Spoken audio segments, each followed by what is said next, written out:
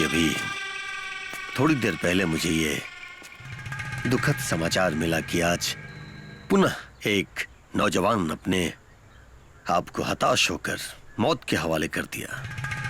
देखिए, मैं उन नेताओं में से नहीं हूं जो झूठ मूठ का सांत्वना का रुमाल लेकर के आम जनता का आंसू पोंछने आ जाता है। जो जीवन चला गया है उसे यकीनन हम वापस तो नहीं ला सकते, लेकिन जो जीवन बचा हुआ है उसे हम खुशहाल जरूर कर सकते हैं। रमन भाई जी, मैं आपके बेटे को वापस तो नहीं ला सकता, लेकिन आप और आपका परिवार अपना जीवन अच्छे से बिता सके उसके लिए एक छोटी सी कोशिश जरूर कर सकता हूं। और मेरी वो कोशिश ये है कि मैं अपने फंड से, अपने प्राइवेट फंड से 5 लाख रुपए का एक छोटा सा अनुदान मैं रमन भाई को भेंट करता हूं। और साथ ही इन्हीं को नहीं, वो तमाम नवयुवक जो हताश होकर के अपने आप को मौत के हवाले कर दिए हैं, उन सब के परिवार को भी 5-5 लाख रुपया अपने प्राइवेट फंड से दे रहा हूं। और साथ साथ आप सबसे ये विनती करता हूं, तमाम नवयुवकों से आग्रह करना चाहूंगा कि आप लोग हताश होकर के इस तरह की हरकतें ना करें। जीवन बहुत अनमोल, बहुत बहुमूल्य है, उसकी कीमत को समझें और ये समझें कि अपनी काबिलियत के बदौलत ही वो अपने जीवन को सफल बना सकते हैं। बस मैं आप सबका सेवक आपसे यही विनती करने आया हूं कि अपने इस बहुमूल्य जीवन को समझे। रमन भाई, बहुत दुख है मुझे आपके साथ जो हादसा हुआ। चलिए, आपका सेवक फिर आपके सामने आएगा। चलिए, प्रणाम। नमस्कार।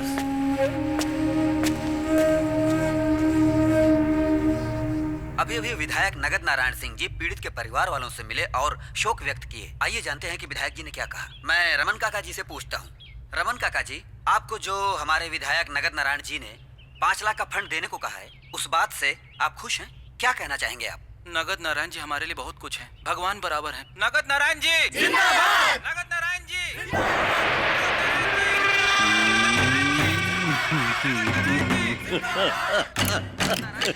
हे सुगनी पाड़े,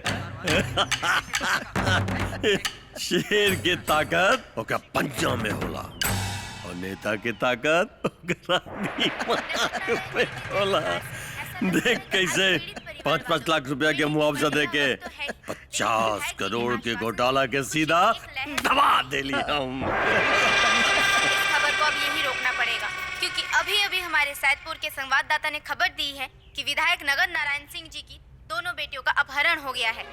मिली जानकारी के अनुसार ये घटना तकरीबन सुबह के 7 बजे की है, जब उनकी दोनों बेटियां मॉर्निंग वॉक के लिए निकली थी। उसी वक्त ये घटना घटी थी। आगे की जानकारी के लिए हम अपने संवाददाता काबिल जी। अरे काबिल के बच्ची, बिटिया बिटिया बिटिया काबिया, बिटिया काबिया। अरे वो दोनों सवेरे सवेरे फ्रेश होके खातिर मॉर्निंग वॉक पे गइल बाड़ी। ए भौजी, एके मॉर्निंग वॉक ना मॉर्निंग वॉक कहल जाला। अरे एकदम सही कहा तानी पिए जी। कहाँ सही कहा तानी रे हमारी बिटिया, बाप रे। ए सुगनी, मोबाइल मोबाइल मोबाइल ए मोबाइल। काबिल जी, आपके द्वारा डायल किया गया नंबर दूसरी बिटिया आपके द्वारा डायल किया गया नंबर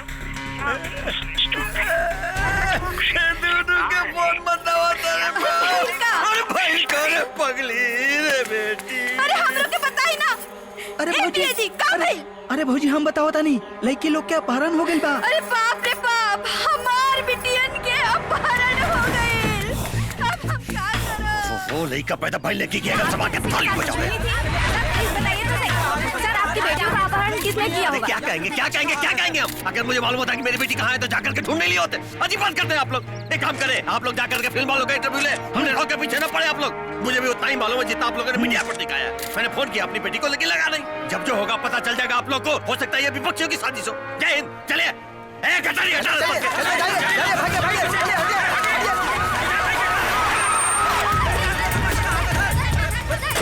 जय हिंद सर। इला सरकारी दुल्हा भी आ गए। सर अपहरण का खबर सुनते ही पुलिस पूरा शहर का नाकेबंदी कर देले बा। वो लोग आसमान से तो भाग न सकेले, जमीन पे भागे का सारा रास्ता हमनी के बंद कर देले बानी।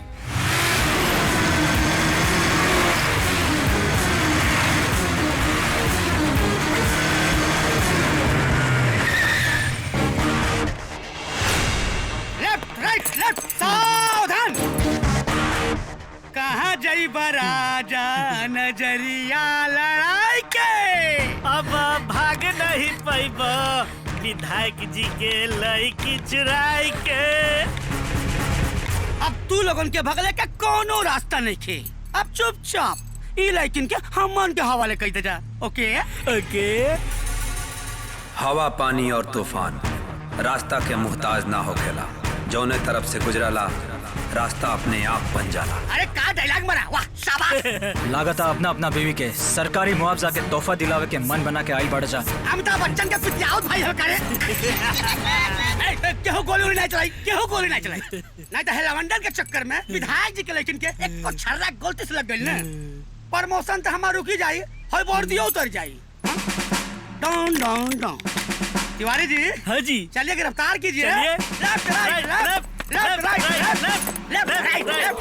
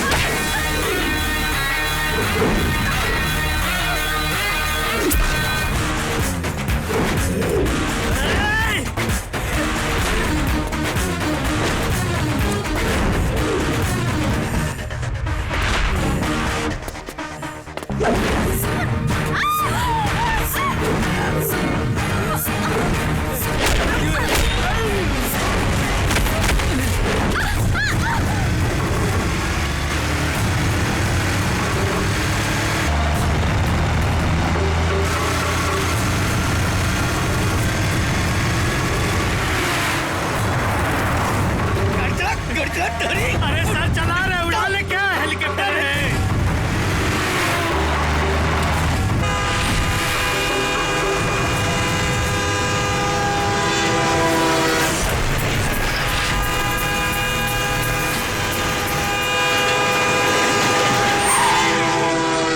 सर अब सीनियर इंस्पेक्टर शुक्ला जी को क्या जवाब दीजिएगा, कुछ सोचिए। तिवारी, आगे चोर थे, पीछे सिपाही थे, अब बीच में निशाना था, सब गुड़ गोबर हो गया। इसे समय ट्रेन को आना था, पता नहीं सब कहाँ गए होंगे।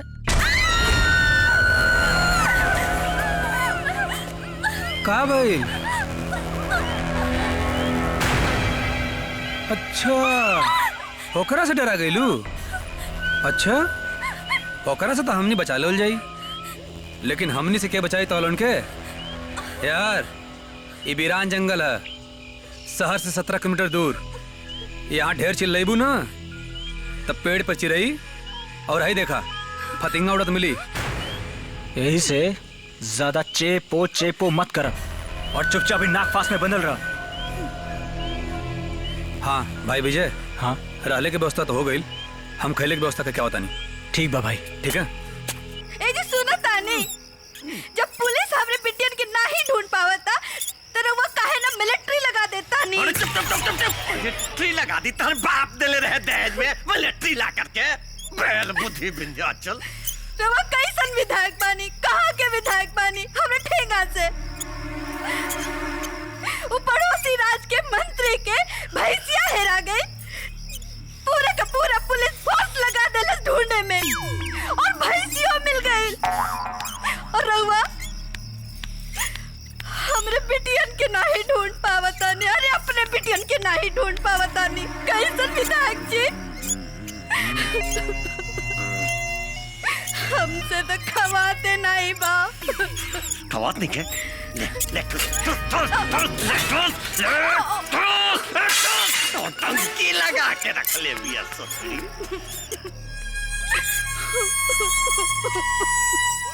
पता नहीं हमर बिटिया का खा तो ये खाना ऐसन खाना? अरे ऐसन खाना तो हमनी के घर के कुत्ता बिल्ली खाइल तो दूर सूंघे भी ना। बुझाइल?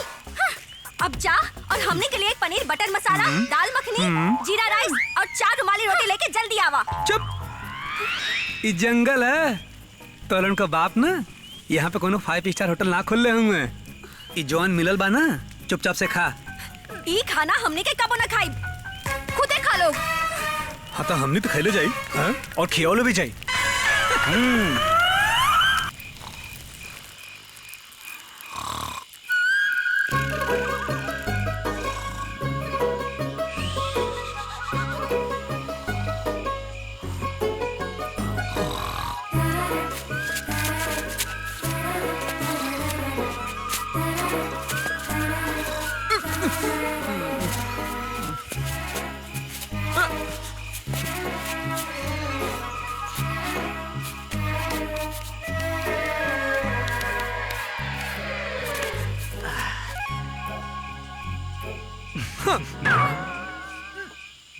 ई खाना हुए?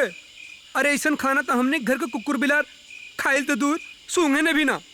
अरे हमरा खातिर तो दाल मखनी, पनीर बटर मसाला और रुमाली रोटी लेके आवा। भूख बड़ी चीज होले भैया। आगे मनवा खीर न खाए और पीछे आके दोना चाटे। एकदम सही कहला भाई।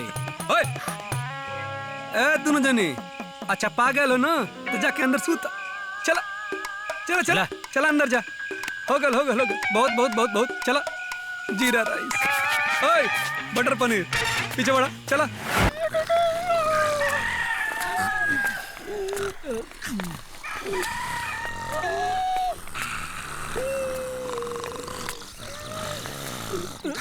एक गटारी पानी लेके आओ तो तनी। जी भैया।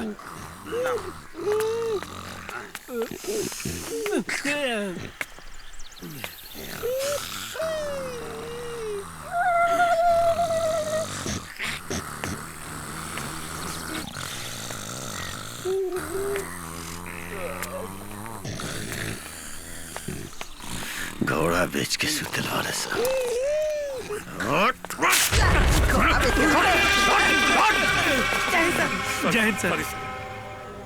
वो कहो कि रात भर हमनी की तलाशी छापेमारी अभियान में लगल रहनी। भोर में थोड़ा सा नींद लागल है से नींद उड़ल बा के तू लोग घोड़ा बेच के कितना जैसे सुतल बारे। सॉरी सर। सॉरी ना बेटी चाहिए हमरा कोनो भी हालत में, चाहे जितना पुलिस फोर्स होके लगा दे। सर अगर ये बात सारा जिला का पुलिस फोर्स ना सिर्फ एक पुलिस ऑफिसर के ही केस हैंड ओवर कर दिया जाए ना तो कौनो पुलिस फोर्स की जरूरत न पड़ी। कौन है वो पुलिस अफसर? क्या नाम है ओकर? इंस्पेक्टर अजय कुमार।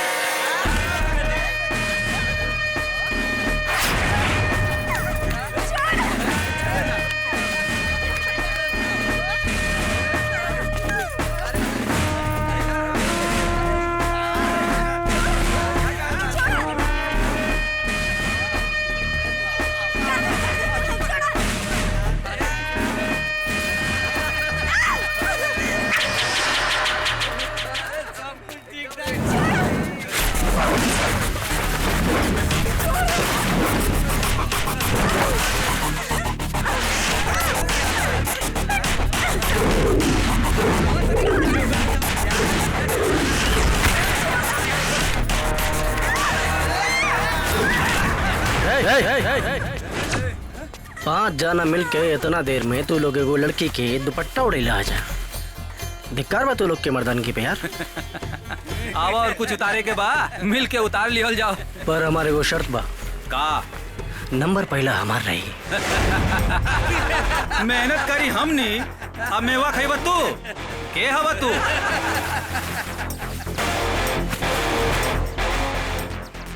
तोहन लोग जैसन सड़क छाप मजनून का हम बाप हैं जेकरी बारे में तोहन लोग कमाई तोहन लोग के कबो बतैले नहीं की।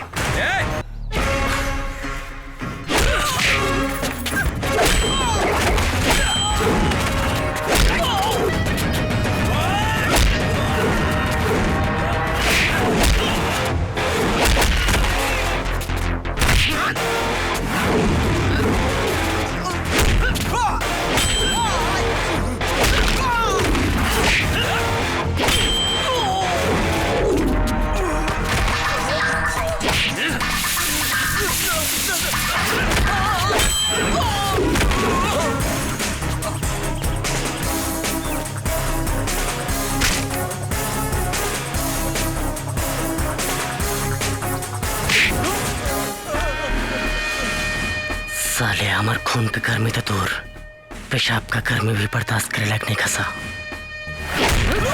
सर ये हुआ इंस्पेक्टर है। हाँ मालूम तो और जावान इंस्पेक्टर। अरे देख भाई परिचय बात करके वक्त नहीं के हमारे पास, सीधा मुद्दे पर आ। शुक्ला देख चुपचाप एक बता हमारी बेटी से संबंधित जितना भी जानकारी बा सब देख रहा। सुन रे जल्दी से जल्दी ढूंढो का हमारी बेटी भी आओ हमार। एकदम सही। बाकी ध्यान रखिएगा दरोगा जी, स्पेशल ड्यूटी पर आए हैं। जितना जल्दी आए हैं उतना ही जल्दी विधायक जी की बेटियों को ढूंढ निकालिए। बाकी याद रहे ड्यूटी के नाम पर खाली सरकारी गाड़ी में सैर सपाटा करेंगे, एसी चला के सूतेंगे बंगला में। आ गलती से भी पकड़ा गए तो प्रमोशन नहीं डिमोशन पक्का है कलम चला के। कुछ समझ में आ रहा है? अरे बोलिए बोलिए, बोलते काहे नहीं है? मुंह तो नहीं जाएंगे सर।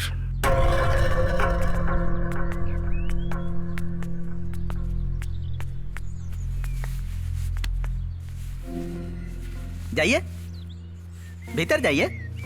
जाते काहे नहीं है? अरे हम भीतरवा तक आएंगे का? और याद रखिएगा ये विधायक जी का प्राइवेट टॉयलेट है, सरकारी नहीं। फ्लश उलस का वो चलाए हैं कि नहीं? कमोडुआ पर पैर रख के मत बैठ जाइएगा, नहीं तो विधायक जी आप ही से साफ करवाएंगे।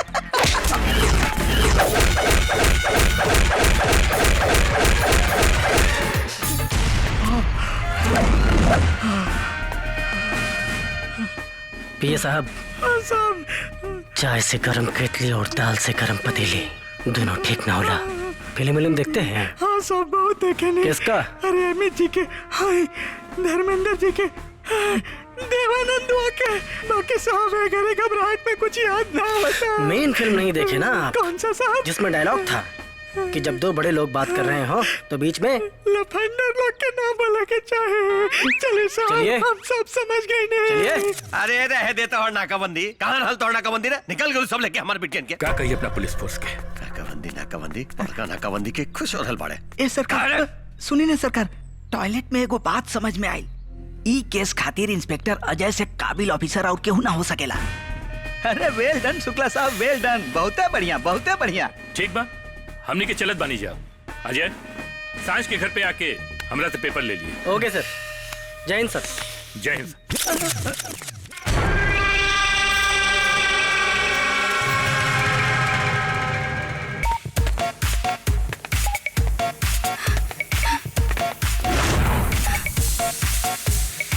हेलो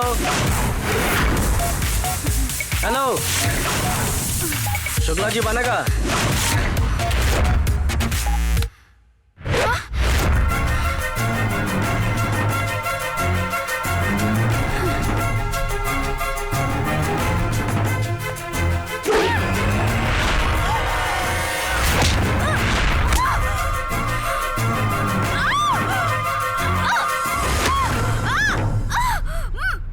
साल भर गोधने को डलू का। शुक्ला जी कहाँ बना? डैडी घर पे ना बढ़े। ना बढ़े तो जा करके फोन करके बोला उनसे कि इंस्पेक्टर अजय कुमार आयल बना।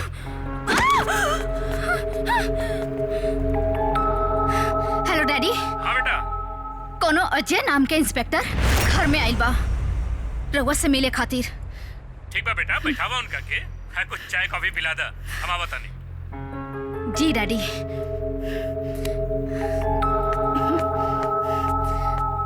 डैडी 10 मिनट में आवत नहीं। रउआ तबले बैठी। चाय पियब या कॉफी? चाय। कितना शक्कर? 2 चम्मच।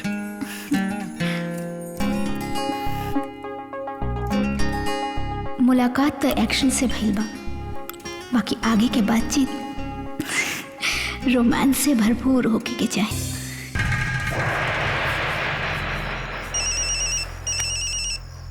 केकर फोन अरे कराई? भैया नया नंबर बा। लाता तो नहीं ली।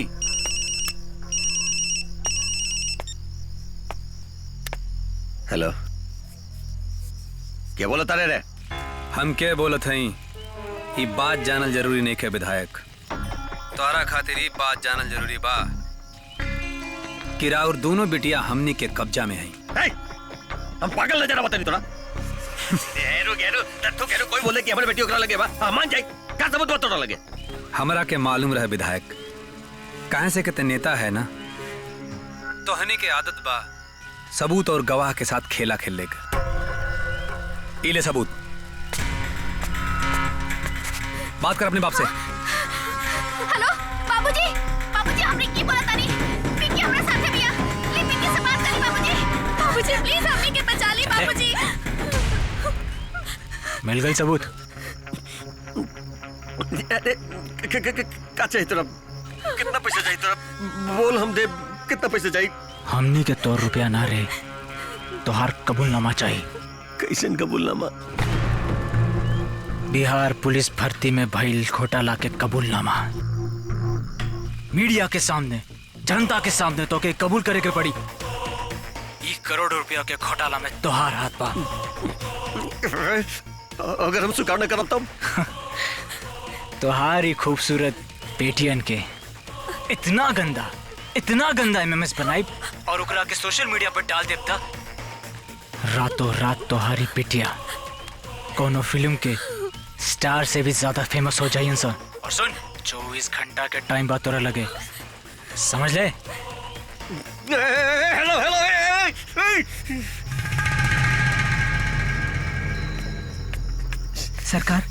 सरकार बातचीत से पता लागल है कि अपहरण कर्तन के ही फोन रहल। ससुरा कितना नकदी मांगत रहले सन?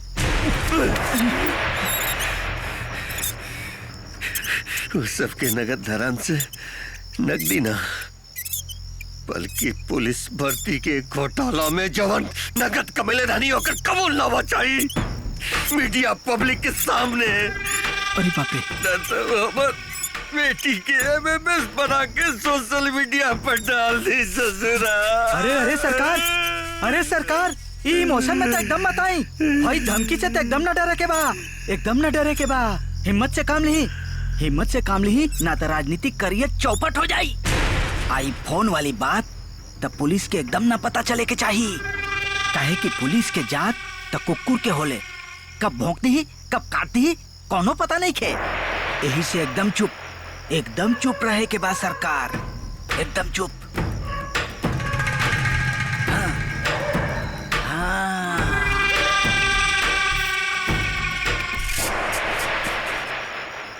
और तिवारी जी।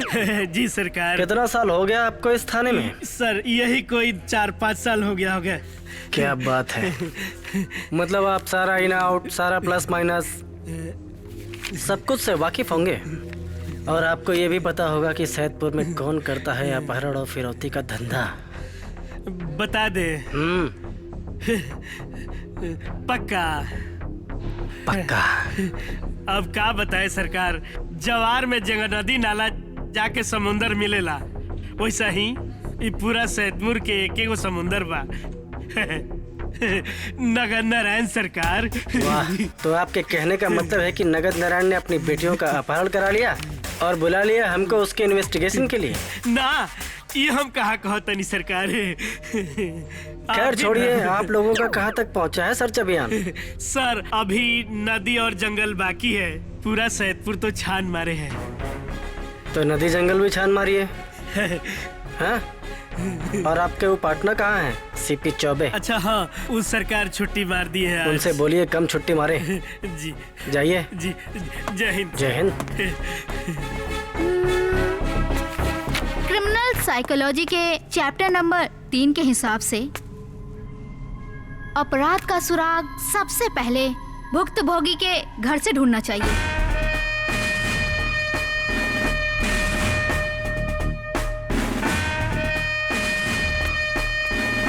जय हिंद सर। जय हिंद इंस्पेक्टर, कुछ पता तो चलल? ना सर, वही बारे में पूछताछ करे आइल। अरे का पूछताछ करे आले, देखत ना है चिंता में सरकार के का हालत हो गई, बाद कपारी हो गए हैं। ये पिए पांडे जी चाय से गरम केतली। तो सर हम रउआ से यही पूछे चाहत रहनी कि पूछ के चाहता है, तू का पूछ के चाहता है? ये हमारी बेटी कितना बजे घर से बाहर निकल रहा है? हमारे मेहरारू का करत रहे जब बाहर गई लाली? हमारा घर के नौकर चाकर गार्ड वार्ड सब कहाँ रहले हैं? कौन कॉल वॉल आल कि ना? ये हम का करत नहीं? तो सुन, हम घड़ी टेलीविजन पर ब्रेकिंग न्यूज देखत रहनी। हमर मेहरारू किचन में जाकर खाना बनावत रहनी। घर के नौकर चाकर गार्ड वार्ड सब बाहर गए लालो छुट्टी पर। कौन फोन उनको लाई लाले, समझ में आयल बात कि और बताई डिटेल में। बड़ा स्पेशल अफसर बन के आयल बारे, सवाल जवाब हमरा से करत रहे। चल जो, आओ जाए जाए, चलो चलो दबाओ, अच्छा तो दबाओ जी। बाप रे बाप। सरकार बहुते चुपचाप हुआ से गई बा और समुंदर के खामोशी आवे वाला तूफान के संकेत होला। ऐसे बहुते सावधान रहे के जरूरत बा। अरे विधायक जी की कमीनियों कहाँ हो? बाहर निकलो, इतना जंगल में ढूंढाओगी। रिंकी पिंकी तुम छुपी हो कहाँ? मैं ढूंढता उतार ना कर दे, नीचे कर। देखिए ऐसा ना करिए प्लीज, ऐसा नाटक ना। हमने के कहीं को दिखावे लायक ना रह जा। दया करी हमनी पर, प्लीज छोड़ दी हमनी के। तिवारी जी। हाँ जी। हमको तो ऐसा लग रहा है वो विधायक जी के दोनों लड़के चरित्र लेस थी। हाँ। अरे उन्होंने किडनैप नहीं भइल बा। निम्मल लवंडा तक के भाग गए साथे। सही पकड़े। ज्यादा नाटक ना। उतार ना कर दे, चल नीचे कर। और सनकी इंस्पेक्टर के का बताई तिवारी? ए जंगल में जो है खातिन भेज देले का मिले? बालू सियाल लेकर भाग गया। उधर तक कपड़ा नीचे, कपड़ा नीचे। पिंकिया तेरे मौसी के पोंछ उखाड़। चल उधर। तुम लुकाई हो कहाँ? मैं जो बता यहाँ। ए नौटंकी, कपड़ा उतार। चल।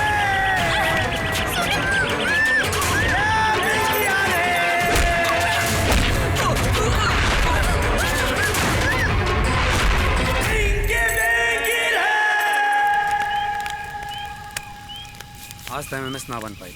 रिंकी आज तो संयोग से बच गई नहीं जा, बाकी रही से कब तक चली? कुछ तो आइडिया सोचा। आइडिया? आइडिया तो अब हम सोच ले बानी। हाँ? हमने क्या अब इनसे तकरार ना, इन्हीं से प्यार करब जा। प्यार? इस जंगली लोगन से प्यार? पिंकी, असली ना नकली प्यार। नकली प्यार? मतलब? हमारी एक बात समझ ला, ये दोनों के अपन हुस्न के जाल में फंसा के यहाँ से निकल लिहल जाई। ओह बतावा, अच्छा बाना आइडिया? वाह great, you are great Rinki.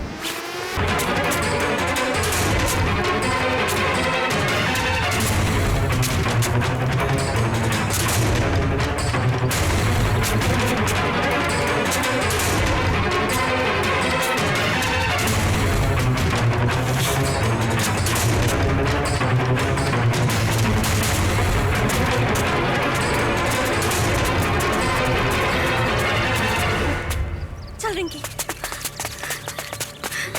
भैया भैया हमने कहीं जंगल से बाहर निकले के रास्ता बता दो। तुको गुंडा हमने के पीछे पड़ल बाड़न। प्लीज भैया। भैया इस जंगल में भैया ना भेड़िया रहलन, और तू लोग यहाँ के लड़की ना इस जंगल के हिरनिया हो, और ये सब है भेड़िया। अब तक तहनी के शिकार करी हैं।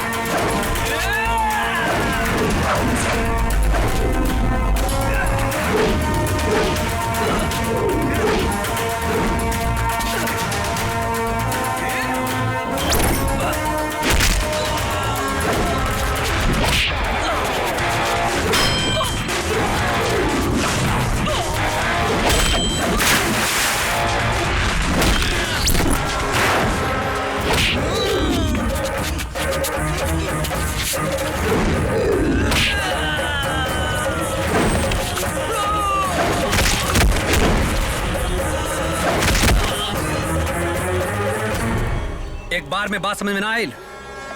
कितनी बार समझौनी कि जंगल है, जंगल में पेड़ पर चील का हुआ कबूतर तो नीचे भेड़िया घूमलन सा। अब्बो अगर समझ में आगे लोगे तो हमने के साथ चला। चल। और तिवारी जी? जी सरकार। चौबे कहाँ है? सर आज वो फिर छुट्टी मार दिए, बहुत थक गए थे बेचारे। क्या बताएं, बाप रे बाप, आपके आदेशानुसार हम लोगों ने पूरा जंगल छान मारा, चढ़ाओ उतार, कितना मेहनत किया, उसके बाद भी मिला क्या? चूहा और खरगोश। हम भी थक गए हैं सरकार, आज तो आने ही वाले नहीं थे। तो मतलब आपको भी छुट्टी चाहिए? हाँ सरकार। Shut up! जय हिंद सर। हंसला से अगर कोनो समस्या का समाधान होगा तो ना तो जोर से हंसा।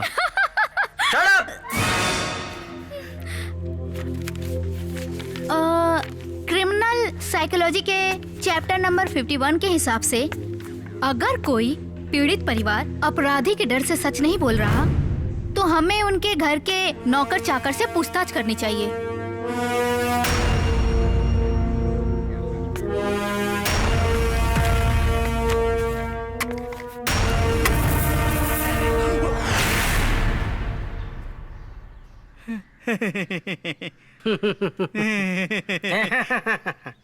दरोगा जी, अचानक ही कानून के बंदूक लेके हमारा घर है कैसे? वो कहा है ना सुनिए पांडे जी कि हम जात रहनी इधर से, तो रास्ता में आपका घर पड़ गए, तो सोचनी आपसे मेल मुलाकात कर लिया जाए, यही बहाने थोड़ा ड्यूटी भी हो जाए, है ना? बड़ा नहीं कहनी। विधायक जी की बेटियन के अपहरण के बारे में क्या जानकारी बा पांडे जी? वह सरकार जौनपुरी जनता जाना था। अच्छा सरकार। पांडे जी लेकिन आप आम आदमी तो नहीं है ना, आप तो पीए हैं, विधायक जी के पर्सनल असिस्टेंट। कोई विशेष जानकारी हो तो बताइए। हम सरस्वती माई के कसम खा के कहता नहीं सरकार, हमरा लगे कोनो विशेष जानकारी नहीं खे। आपके घर में टॉयलेट देसी है कि विदेशी? पता नहीं क्यों हम जब भी आते हैं हमको पेशाब लग जाता है। पेशाब? 9, 5, 1, 7, 3, 3, 14।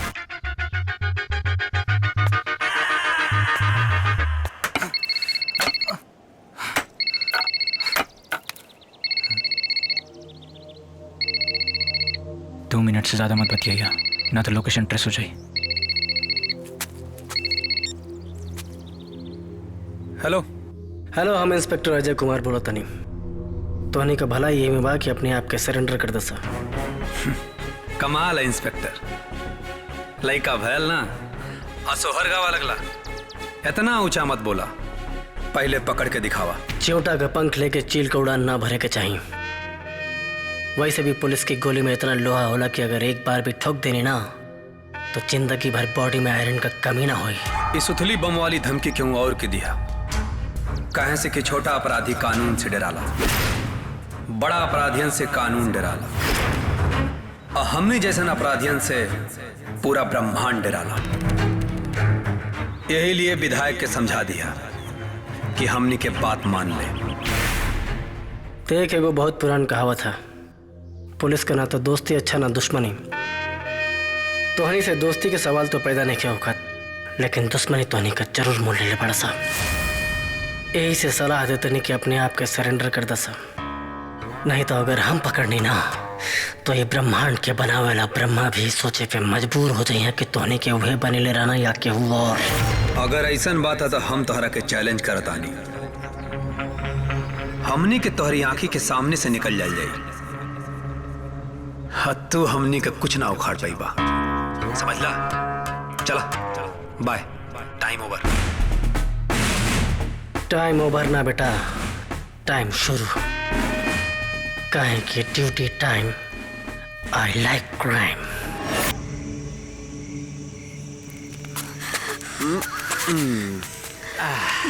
इला खाना खा ला। अरे लाना। अरे खाना का भाई? एकरा तो बुखार बा। अब का हुई भाई? बुखार है, हम डॉक्टर के लेके आवता नहीं। नाम? सर शनि। सनी? सनी देओल? का प्रॉब्लम है बाबू? 2 दिन से बुखार आवा था डॉक्टर साहब। बुखार आवत? जी डॉक्टर साहब। नींद ना आवेला का? नहीं डॉक्टर साहब। नींद में भचुआ के उठ जाला? जी डॉक्टर साहब।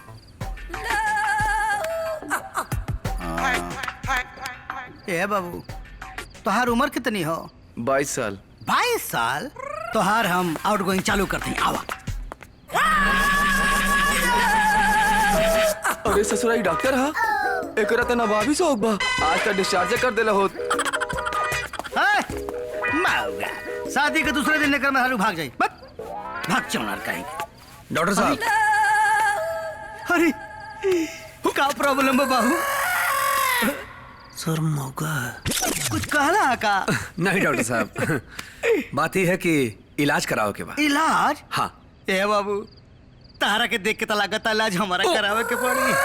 हमारा इलाज कर दानो डॉक्टर साहब। हाँ। बाहर इलाज करो। अच्छा, लेकिन अगर पहले हाँ तो के हमारी बात माने की पड़ी। बताई ना। बताई? हाँ। तो हमारे साथ इलाज करे के चले के पड़ी। कहाँ वहाँ? बाहरे। बाहरे? हाँ। बाहरे तो औरो मजा आई। चला चला ए बाबू चला। आई बैग ले ली। काहे के? दवाइयाँ खाती। ठीक बा, चला चला चला। चला। सॉरी, आज डिस्पेंसरी बंद है। नोटी नोटी। आई हो मेरा। आ गए का बाबू? 1 मिनट डॉक्टर साहब। अरे हाँ। अच्छा, अब देखत जाए। हाँ। जल्दी करा है बाबू। हाँ हाँ, उतारा। डॉक्टर साहब। हाँ। यहाँ से थोड़ा चेंज है। चेंज? हाँ हाँ। आँखियाँ बंद करके कर। अरे चला तो सही। अच्छा चला। हाँ, हाँ। हम मदद तैयार है। कहाँ? उंगली पड़ा। उंगली। अच्छा संभल के। चढ़ान खत्म। अच्छा। उतरान चालू। ए बाबू। हाँ। खाली चढ़ाई उतराई होई कि आगे वाला खेलवो होई? अरे होई जल्दी होई। कब होई है बाबू? बड़ा मन करता। चला ना। अच्छा, आवा। यही उम्मीद में तो चला। अरे आवा, आए हो माई। उम्मीद पे दुनिया कायम है। डॉक्टर साहब। हाँ। मंजिल आ गई। मंजिल आ गई। खोल देते हैं। अच्छा। अब इलाज करी। आई। ये कौन है? देखा तो सही। आई। 1 मिनट। तनी हाथ दा। तो दा। दौड़ल बानी का? हाँ। पानी में कूदल रहनी हो? हाँ। ता जवानी चढ़ल हो, मोटका चढ़ल हो लोगन के। देखे ना सही। देखत हई। हेलो, है भोकामाइसिन का टेबलेट हो, है लहसुन अरिस्ट, टाइम टाइम पे खा लिया लोग। और सुनो, आधा पी लेवे के, आधा चढ़ा देवे के। लो। अरे बाबू सुनो। हाँ बोला।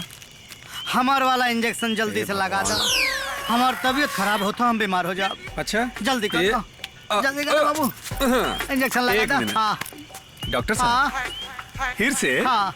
वो चीज रिपीट करत हैं। हाँ महाराज, खाली रिपीट होई कि रेलइयो होई? अरे होई ना। हाँ जल्दी चला करो। तो सही। कहाँ हुआ? आवा ना आई? रेलाई खातिर। रेलाई? जबरदस्त वाली। ला खा।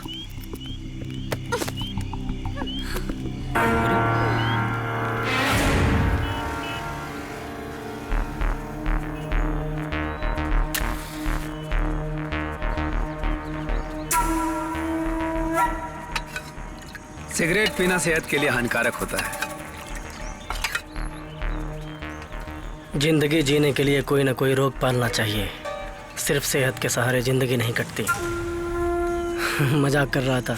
By the way I am inspector Ajay Kumar, Bihar police crime branch. Shiva Singh बेरोजगार, पुलिस की नौकरी करना चाहते थे लेकिन भर्ती नहीं हो पाए, क्योंकि जिन कुत्तों को हमने अपने ओट की रोटियां खिलाई वही हमें काट गए। मेरा मतलब था भ्रष्ट विधायक मंत्री बिहार सरकार। अपनी कमियों को सरकार के सर पर डाल देना अच्छी बात नहीं। एक कहावत सुना होगा तुमने, 100 में 80% बेईमान फिर भी मेरा देश महान। जानते हो मेरा देश महान क्यों? क्योंकि ये 20% लोग इस देश को महान बनाते हैं। बाकी 80% तो लगे ही हैं करप्शन, मर्डर, अपहरण, फिरौती में।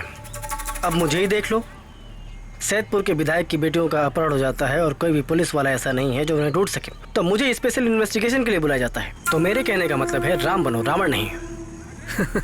सर, अन्याय के लिए राम ने रावण को मारा, पुण्य को पाप से उबारा। उस सतयुग के राम को 14 वर्ष का वनवास था और इस कलयुग के राम को तो आजीवन कारावास है। इसलिए कहता हूं, राम की तलाश में भटकना बेकार है। और रही बात किडनैपर की, तो एक शेर अर्ज करता हूं, गौर फरमाइएगा। जरूर। कुछ तो मजबूरियां रही होंगी, यूं ही कोई बेवफा नहीं होता। चलता हूं साहब।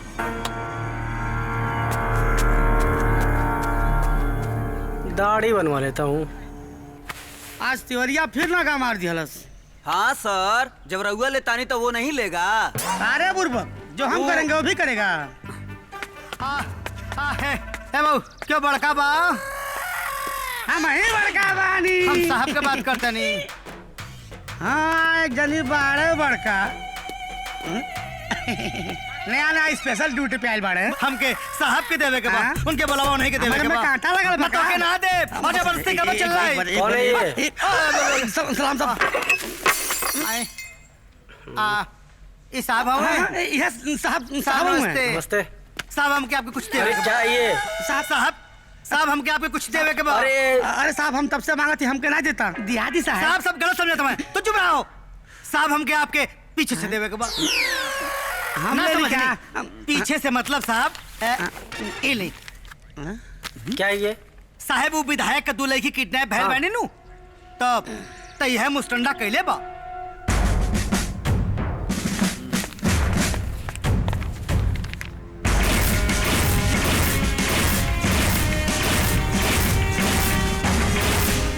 शिवा सिंह बेरोजगार।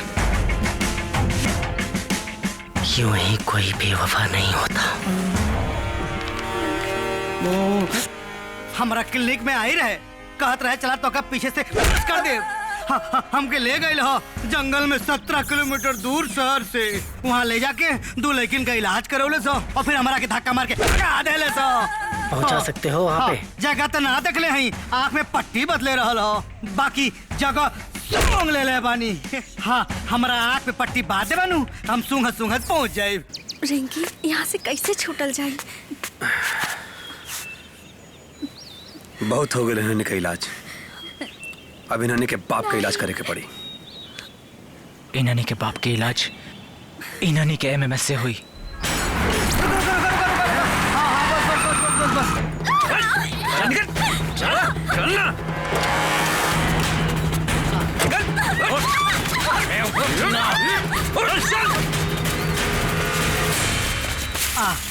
बस साहब, यहाँ तक हमके लेके आयल रहे, एकरा बाद हमारा आँख में पट्टी बांध देलस।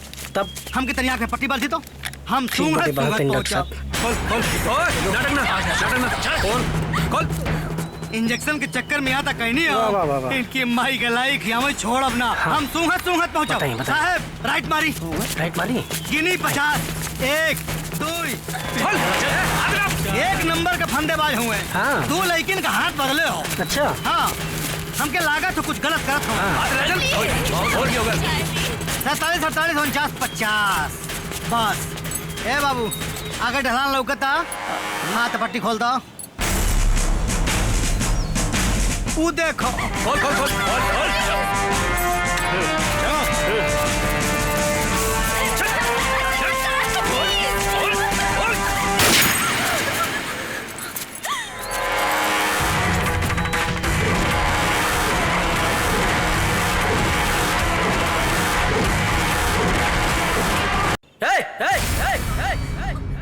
बंद कर सही शूटिंग नहीं तो हम शूटिंग चालू करें ना तो आँखियां ना यमराज के दरबार में खुली। इंस्पेक्टर शेर जब पिजड़ा में होला ना तही ओकरे ऊपर मूंगफली फेंकाला। आंख बंद करे कितना शौक रहे त काहे ना अकेला इला। शेर ना कुकुर पागल कुकुर और पागल कुकुर के हमेशा भीड़ में घेर के ही मार चला।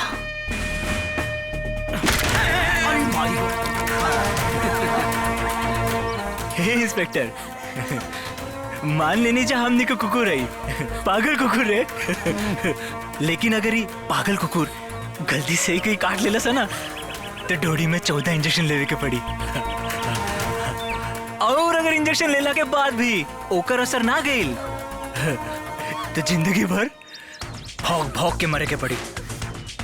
अब ज्यादा डायलॉग बजे ना अपने आदमियों से कह दा कौनो हरकत करे के जरूरत नहीं है ना तो हमने की हरकत भाई ना तो लेकिन के भेजा सर से बाहर आ जाए।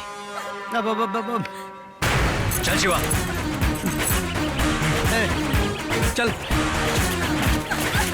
अरे आवत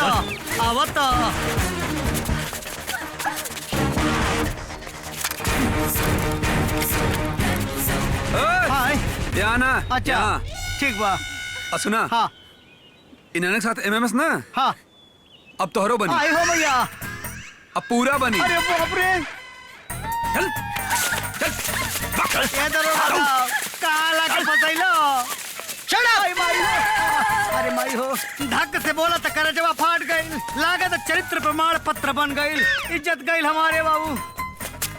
तिवारी जी सर जी नगद नारायण जी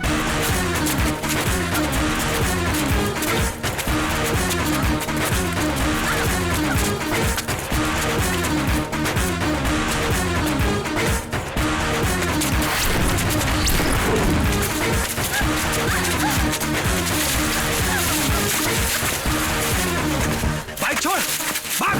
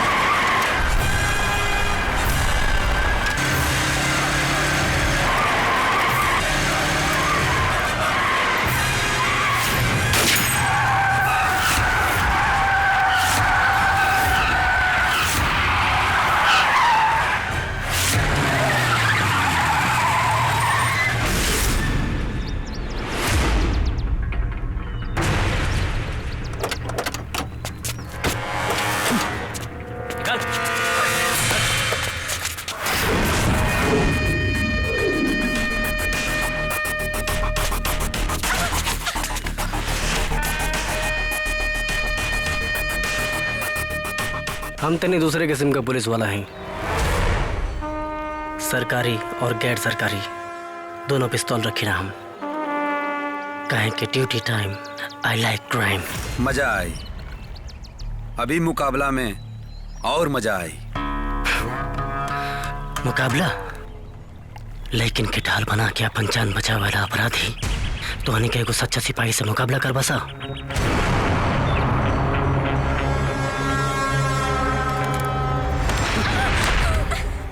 ला हट गए ढाल।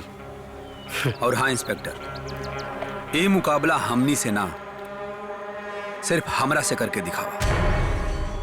हमार वादा बा तोहरा से, बीच में विजय ना आई।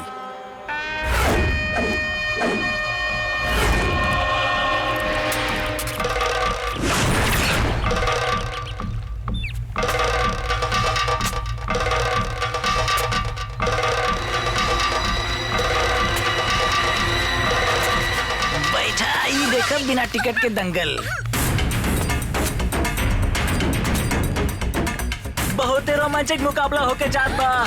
एक तरफ से घुरिया के सरकारी सांड, तो दूसर ओर से अपन शेर आगे बढ़त बा।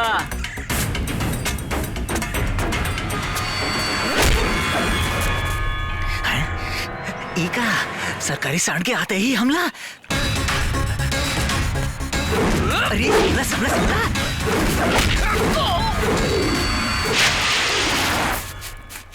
आहा, संभल गए हमार शेर। जिया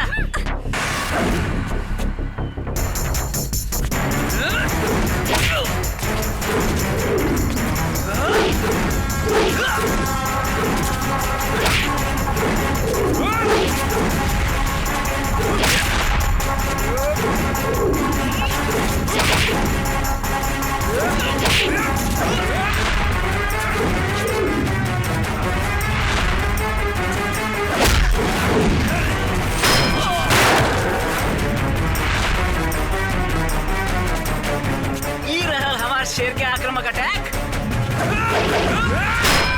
भाई देखो सांड मारस बंदर नहीं नचल के और हमारे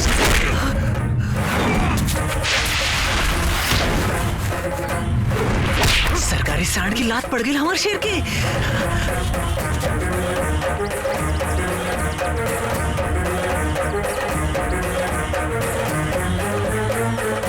उठ शेरा उठ, दिखा दे अपन ताकत।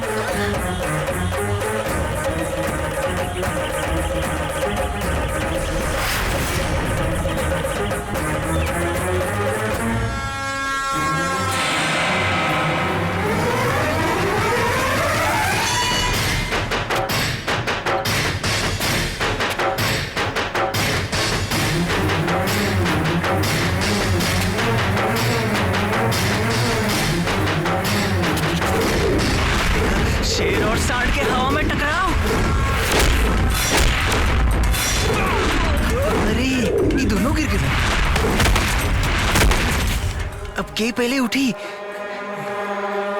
उठ शेरा। अरे उठ रे। एका सांड उठ गए। अरे उठ शेरा, हमारा शेर भी उठ गए। अभी शेर और सांड दोनों उठ के फिर से गिर गए। एका दोनों तरफ से घुसा के बौछार। शेरा मार जिया। वाह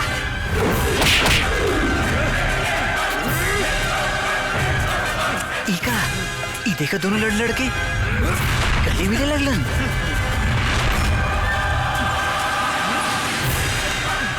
छोड़ हमनी के।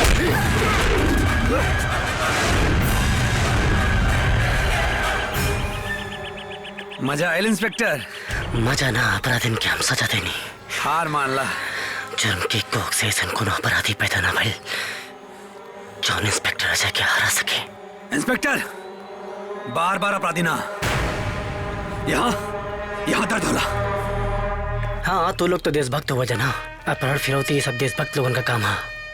दरअसल में दोस्त हम लोग का नहीं खे, दोस्त हम लोग की माँ बाप का बा। तो हम लोग के परवरिश ऐसा के लिए बा। इंस्पेक्टर कहाँ पता बता हो रहा है हमारा परवरिश के बारे में?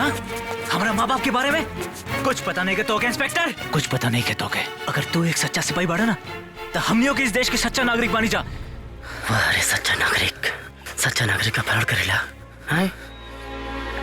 विधायक के लड़कन का अपहरण करके तो लोगों के धमकी देते रह जाके तोनी के पुलिस में भर्ती हो गए के बा। अगर तुम बातों अपनी काबिलियत पर पुलिस में भर्ती होकर दिखाओ जा। इंस्पेक्टर अपने काबिलियत के दम पे हम और हमारे दोस्त पुलिस मैदान में भर्ती खातिर गए नहीं जा। अगर दिल में कुछ रहल ना तो देशभक्ति का भावना, और आखिर में कुछ रहल तब माई बाबूजी का सपना। On your mark, get set, go.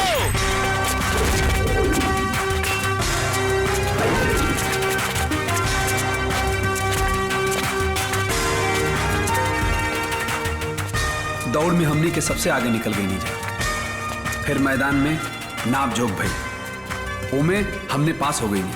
90 good 85 सूची लागत, सूची में हमनी के नाम सबसे ऊपर आए, खुशी के ठिकाना ना रहे। और जब रजिस्टर पे साइन करे खातिर सेलेक्टर अधिकारी के पास गई नीजा। नेक्स्ट। हाँ और हो दरोगा जी। अरे विधायक जी के पीए साहब है। रुक बाबू अरे हाँ। का बारात लगौले बड़ा मर्दवा। अरे ये सब तो होत रहेला। रउआ बताएं कैसे कैसे। सुनी ना, नौका लिस्ट आ गइल बा। अब विधायक जी के मंत्री जी से बात हो गइल बा। अच्छा, सारी भर्ती ई लिस्ट के हिसाब से होके के चाहिए। हो जाए तो हम जाता नहीं। तनी अब जाए के बाद रेल मंत्री से भी मिले के बा ना। देखा पेपर जेबा में लेके घूमत हई। सरकार बनल बा, कमाल है मालिक। जाए हाँ नाम बताओ। Shivam sir. Shivam ji. Out. Next. नाम शिवा। शिवा शिवा शिवा। एक minute let me check first. Shiva Shiva Shiva Shiva Shiva Shiva out. Out. Next. नाम विजय कुमार। विजय कुमार आउट। चलो बेचैन राम साइन करो। चलो नेक्स्ट। इका है सर। 1 मिनट। योग्यता लिस्ट में तो हमनी के नाम रहा। हाँ वो सबसे ऊपर रहा। अच्छा हाँ योग्यता लिस्ट में तहनी दोनों के नाम सबसे ऊपर रहे, ये तो बिल्कुल सही बात बा। लेकिन पैसवा वाला लिस्ट में तहनी दोनों के नाम ना रहे, यही से न कहनी हाँ कि गेट हमरा के कानून मत सिखाओ। Get out.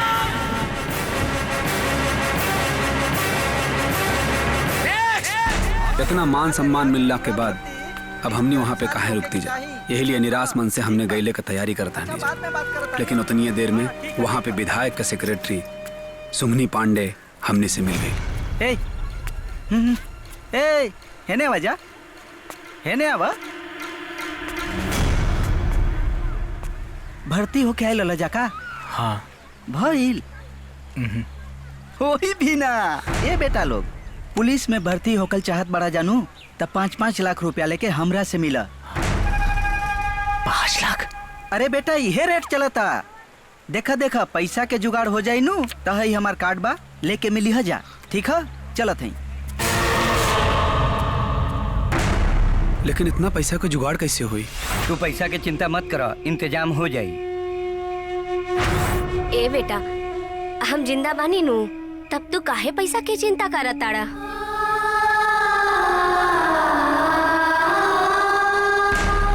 कुछ दिन बाद पैसा लेके हमनी के सुंगनी पांडे के घरे गई नीजा। अरे नमस्ते। आ गेला तू लोग? जी पांडे जी। हाँ, बहुत बढ़िया। लक्ष्मीनिया के ना ले जा। है ना पांडे जी? लियाल बानी जाना। पांडे जी एक बार गिन लेती। अरे कोनो जरूरत नहीं खे, ओजन से पता लाग जाला। अच्छा अब तू लोग ना घरे जा, चिंता मत कर जा। तू लोग के काम हो जाई, हमें पैसा विधायक जी के लगे पहुंचा दे। 1 हफ्ता बाद नई लिस्ट निकलल, लेकिन लिस्ट में हमने के नाम ही ना रहल। नाम तो लिखे। फौरन हमने के सुंगनी पांडे के पास आई नहीं जा, लेकिन वो दिन हमने के विधायक नगद नारायण के घर पे मिलल। इका पांडे जी दूसर की लिस्ट में भी हमने के नाम लिखे ना। वो काबिल की बाद में रेट बढ़ गई नू तो 10 लाख वालन के हो गई। तो विधायक जी से हमने के पैसा लौटा दी। हाँ पैसा तो बेटा डूब गई। डूब गई कैसे? अरे कैसे का बेटा, बहुत लोग के डूबल बा। जौ के साथे घुनो पिसाइल आ तोने लोग के भी डूब गई। अब निकले यहाँ से।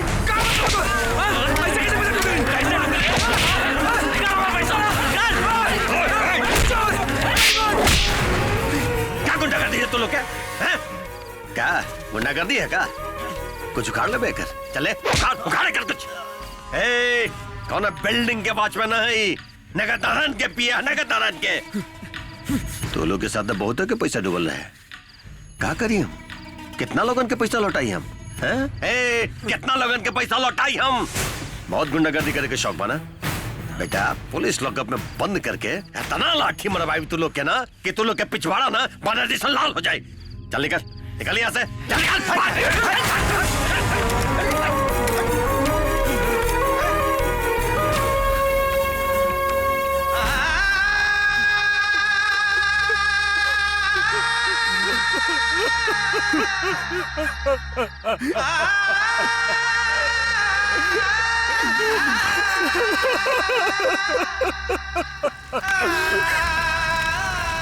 ये खबर सुन के हमार बाबूजी आत्महत्या कर लेला, काहे कि जिए खातिर अब उनका आँखी में ना कोनो सपना बचल रहे और ना ही रहे खातिर जमीन जायदाद।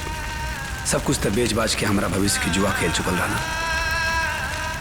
अभी शिवा के बाबूजी के चिता के आग ठंडा भी ना भइल रहे कि खबर मिलल कि हमार माई अस्पताल में भर्ती बा। हम फौरन अस्पताल में पहुंचनी।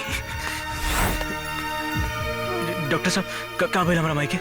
सॉरी, हम आपकी माँ को नहीं बचा सके। उन्होंने अपनी किडनी किसी को बेच दी थी। मरने से पहले ये लेटर उन्होंने आपके लिए छोड़ा है।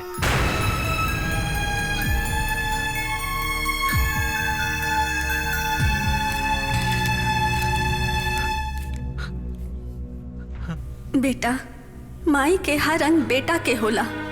बेटा के सपना से बड़ा माई खातिर कुछ ना होला। तोर माई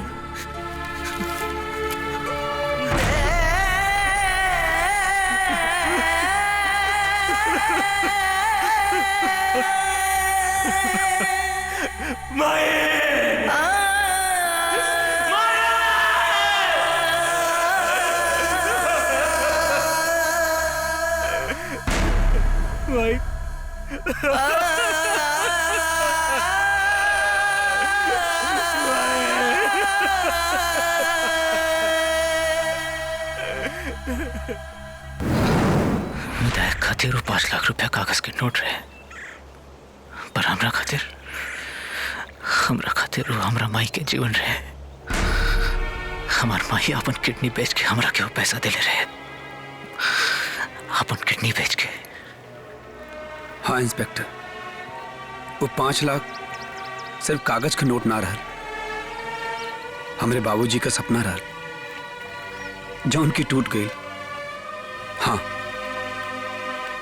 हमनी हरले के बावजूद भी बाकी लोगन जैसन आत्महत्या ना कहनी जा, बल्कि ये सिस्टम और नगन नारायण जैसन विधायक से बदला लेवे खातिर कसम खा लानी जा। देखा तो लोग के लड़ाई सही बा, लेकिन लड़ाई लड़े के तरीका गलत बा। हम मानता नहीं कि नगन नारायण तो लोग के साथ बहुत बड़ा अन्याय के लिए बा, लेकिन ओकरा के ओकरी अपराध का सजा मिली, जरूर मिली। हम दिलवाई, लेकिन कानून के रास्ते तू लोग अपना आप के सरेंडर कर दे जा।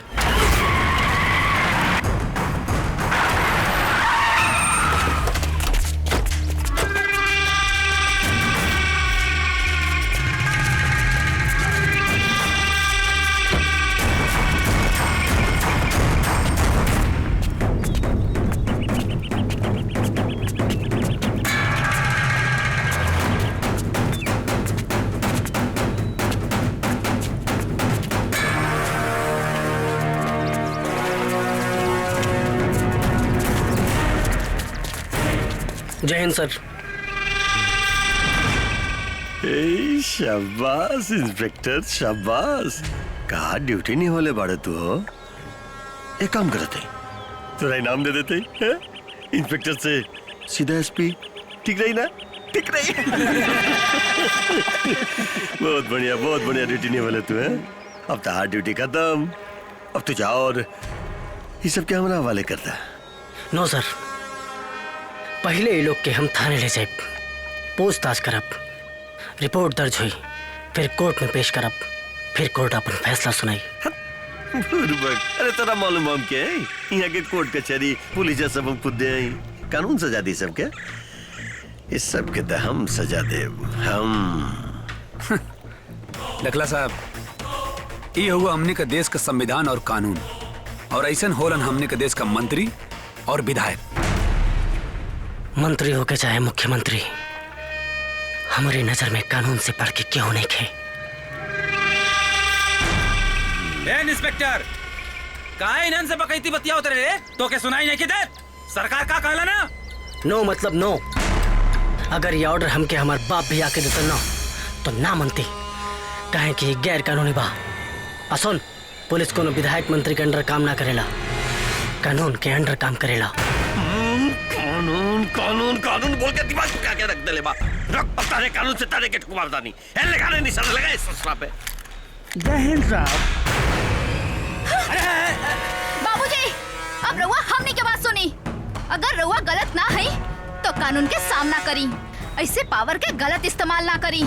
हाँ बाबूजी, अगर आप हमनी के बात ना मननी तो हमनी के खुद के गोली मार ले जा। अरे बाप रे बाप, अरे का हो गए हमरा बेटी के। हे बेटा, ये दोनों के साथ रहते रहते ना तू दोनों के भी दिमाग खराब हो गया बा। एक काम करा, घरे चले दिमाग सही कर दे, बंदूक दे दे हमरा। रुके बाबूजी, जबले आप गुनाह कबूल ना करब तबले हम घरे ना आइब। नगद नारायण, शक्ति और विजय के इंसाफ हम दिलवा के रहब। तरीका कानूनी होके चाहे गैर कानूनी। चलो भागा। अरे कटरिया मुंह का देखा तारे जाके पकड़ो करा चले साहब।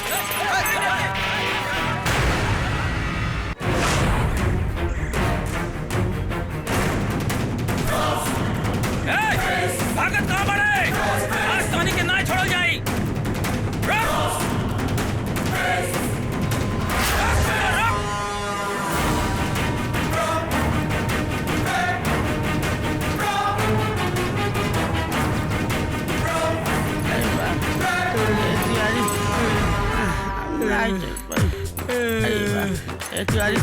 उठा ले हमको।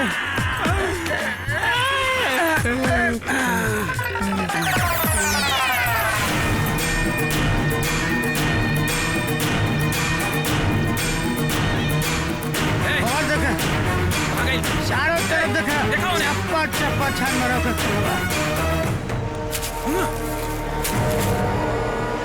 कहाँ छुपी ले?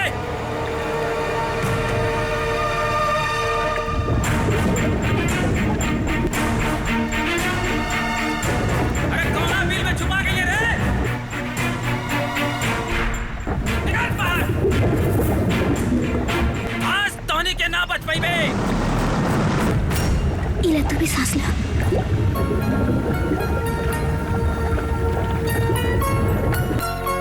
चलो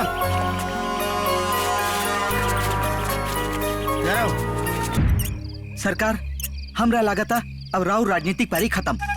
अब भैल मंत्री बने के सपना भस्म। हाई भस्मासुर बनल बाड़ी राउर ही बेटी, अपन सगा ही खून। सोची सरकार, तनी सोची, अगर मीडिया में जाके सब कुछ अनाप शनाप बक दिली तो रउआ ए साल गाँव के प्रधानी भी ना जीत पाए, विधायकी तो दूर। हमरा के मरला से कुछो ना होगी सरकार। अरे हम तो पिए हैं, पिए मतलब ही होला पालतू एनिमल। रहुआ ना था केहू और के तलवा चाट के जी खा ले। बाकी रहुआ अपन सोची, अपन का सोची, का सोची सुगनी पड़े। हम सोच ले बानी, हम्मर बेटी ही है वो सब हम्मर। एक बार खाली घरे आ जाए, वो दोनों के तो समझा बुझा करके ठीक कर दे। ओकर कौनो चिंता नहीं के। और रहल बात हमरा ऊपर इल्जाम के, तो झूठा इल्जाम लगावला से हमरा कोई कोर्ट मीडिया के फालतू बकई थी ना, बल्कि ठोस सबूत मांगे ले। हमरा खिलाफ केकरो पास ठोस सबूत माने, बाकी केकरो पास। तू एक काम कर, प्रेस कॉन्फ्रेंस बुला, फिर देख तो ही नगद नारायण के गंजा खोपड़ी के चमत्कार।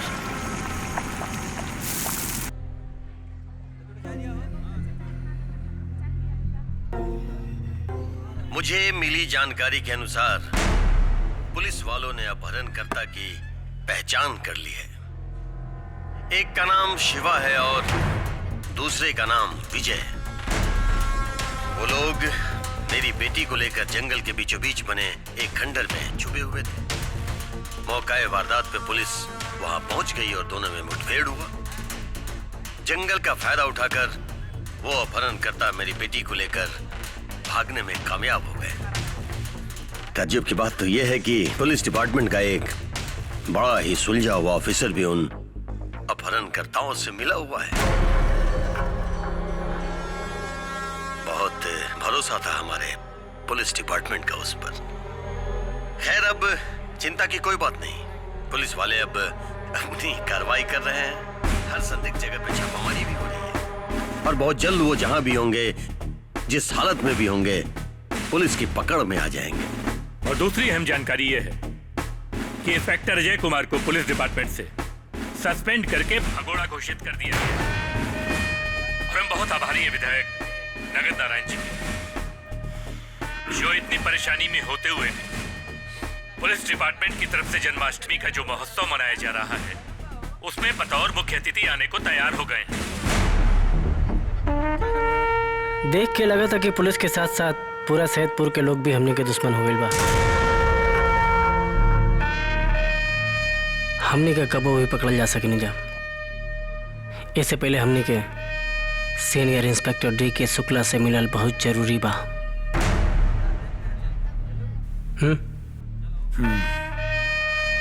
जय श्री कृष्णा। जय श्री कृष्णा।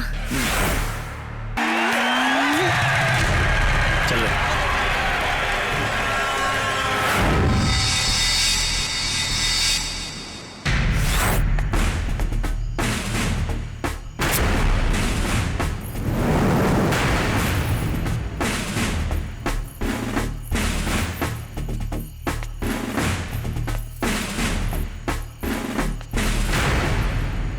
जय हिंद सर।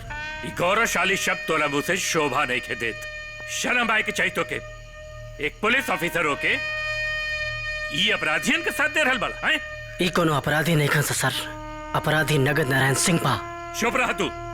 कोनो बकवास करे के जरूरत नहीं खे। चुपचाप तो ही लोगन के साथे सरेंडर कर दा। काहे कि तोके सस्पेंड करके भगोड़ा घोषित कर दिया गई बा।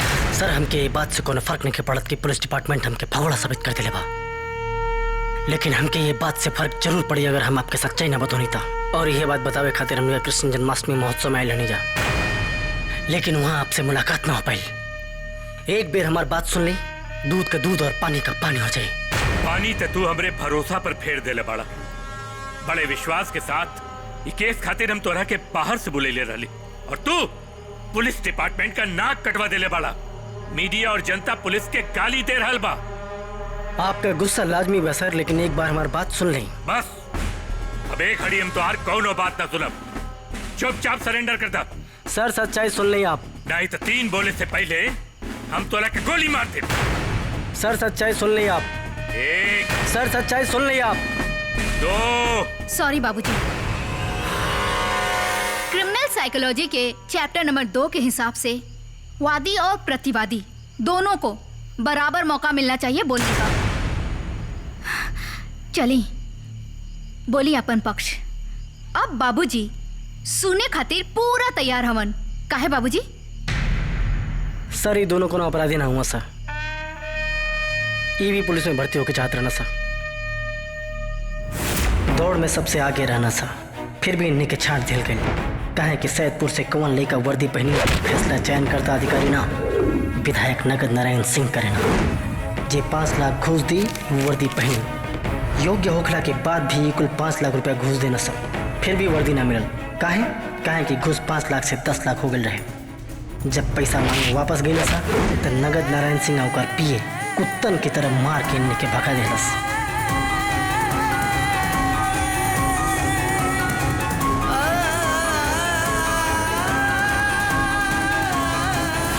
वर्दी की जगह इन्हीं के मिलल इन्हीं की माई बाप का मौत।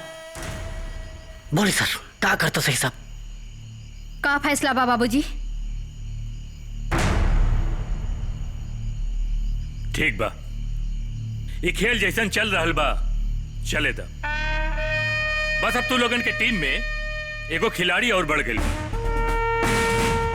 बतावा हमरा के का करे के बा? अब करे के बा का सर? सर छुपावे खातिर जगह चाहिए। कहे कि पूरा पुलिस डिपार्टमेंट और नगद नारायण का आदमी हमने के कुत्तन की तरह ढूंढा था ना साहब। अरे तो सबसे बढ़िया जगह तो हमार घर बा, सुरक्षित। ऐसे बढ़िया जगह कहाँ मिली? तू लोग आराम से ही आ रहा। किरण, ये लोग के ले जाके ऊपर का कमरा दिखा दे। जा लोग। अब विधायक नगद नारायण के जेल के सलाखन के पीछे पहुंचा के हम रिटायर होगा। ई रहल आप लोगन के कमरा।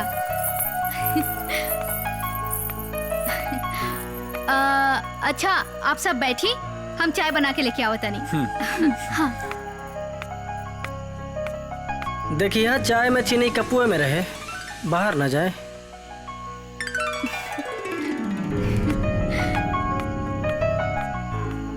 हमनी की वजह से तोलन की बहुत तकलीफ उठाओ के पड़ गई। हो सके तो हमने के माफ कर दिया। माफी तो तू लोग से हमने के मांगा तनी जा, अपने बाबूजी के करने के। रह गई तकलीफ के बाद तो इंसाफ के तराजू में तोल के देखा तनी जा, ता हमनी के तकलीफ तू लोगन के दर्द से बहुत हल्का बा। अब हमने भी फैसला कैले बानी जा, जबले बाबूजी जुर्म कबूल ना करिए हमनी के घरे ना जाई, और हर कदम पे तोहनी के साथ देव जा।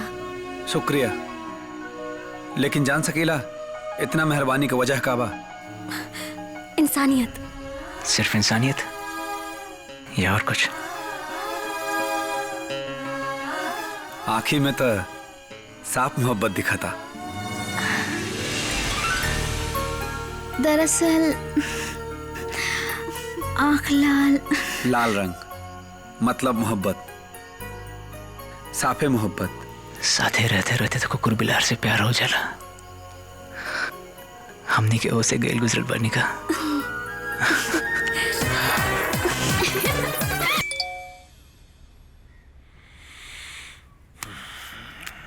भैया जी मैसेज।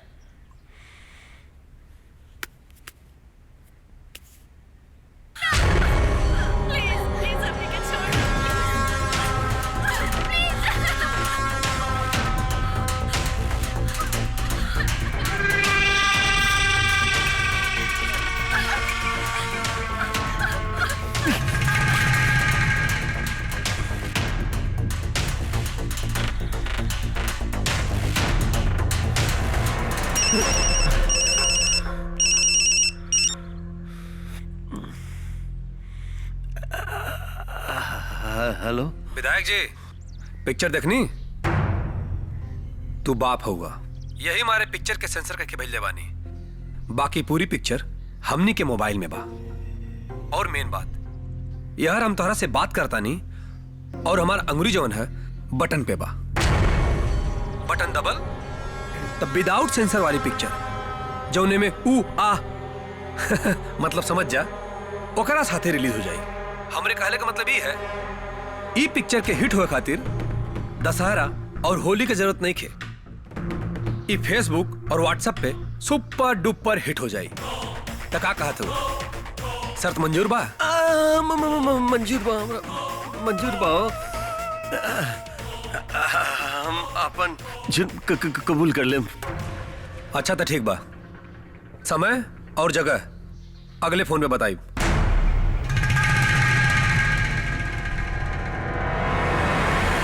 कहा कहलन बाबूजी?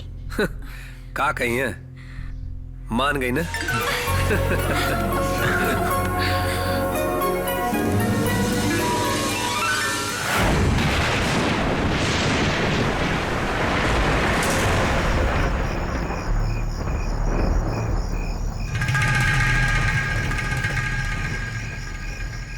अब हमरा गुनाह कबूल करे के पड़ी।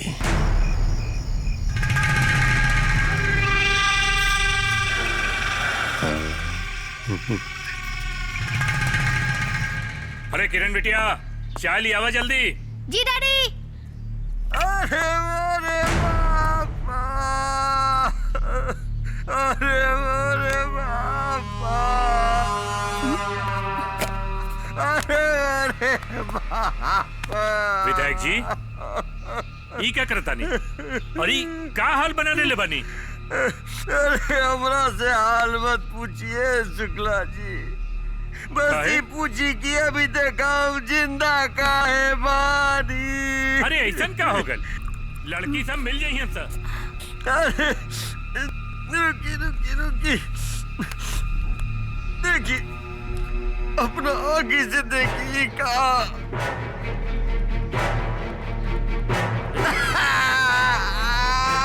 कैसे जी कौन रे बापा अपने बेटी के असली लेबे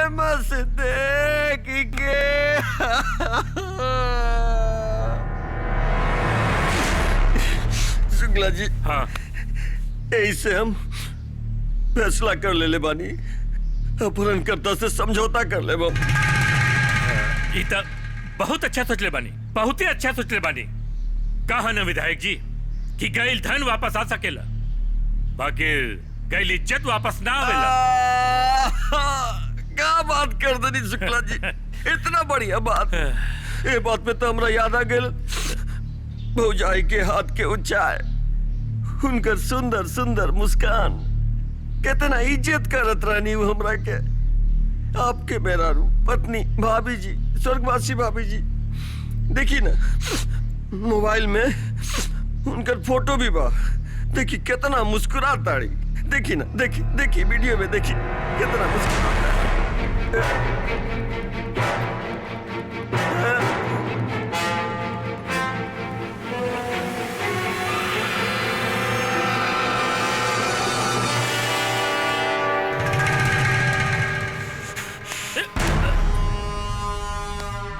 जब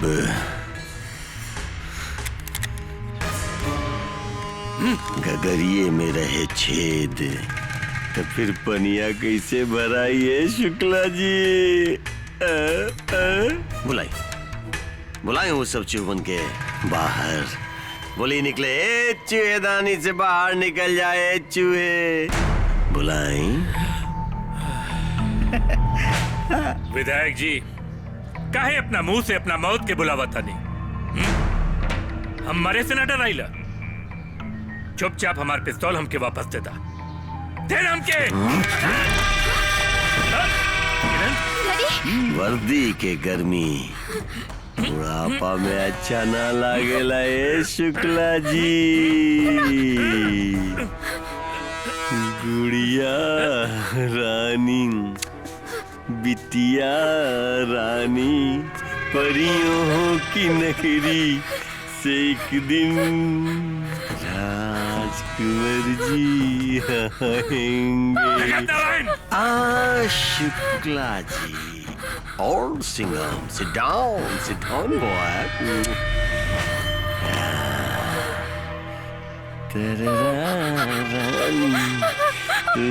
विधायक जी सुनी ना, बहुत कलम चलाओनी, एक बार है बंदूक के हमरा के दी ना प्लीज सरकार, प्लीज दी ना।